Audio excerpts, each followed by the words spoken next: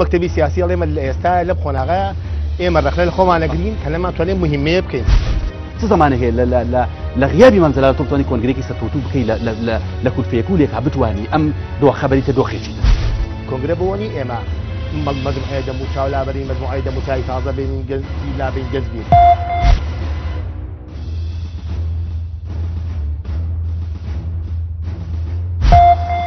هێزی حزبی لە دنیاە ئەچێ پەنابەتە دەرەوەی خۆی بۆی مسەقفین بێنێ ئەمە هێزە مسەقفەکانی لێ زیایە. بۆچی لەو پلنیۆمە ڕێگا بە ڕەخنە نەدرا؟ ئەوترێت لە مێژووی مرۆڤایەتیە لە مێژووی حزبی سیاسیە خێراترین و سەریعترین پلنیۆم ڕاست دەکەن.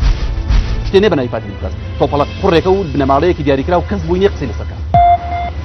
ئەو غەزەی لەم شاری سلێمانی لەم مەنتیقەیە لە یەکێتی کراوە لە کەس نەکراوە. یەکێتی لە ماوەی ئەو 4 ساڵی بەتایبەتی 4 ساڵی ڕابردوو ویستی لە پارتی بچێ هەوری داپرۆکسینی دابوونم هەوری چیکرا هەوری بازرگانی کردنی بە وانی نیشتیمانی لەم دەبەرەیە 4 دانە ساڵە بێڕەحمانە غەزی لێکرێ و لەسەر یەنکرێ گەورە بچوشی لێ تێکەڵاوەکرێ هەموو شتێکی لێکرێ بە سەفر.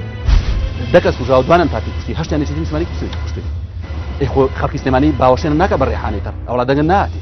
دووجار بیر بکەرەوە شەوی دووشەممە کاتژمێر 8:30 لە NRTەوە پێشکەشتان دەکرێت.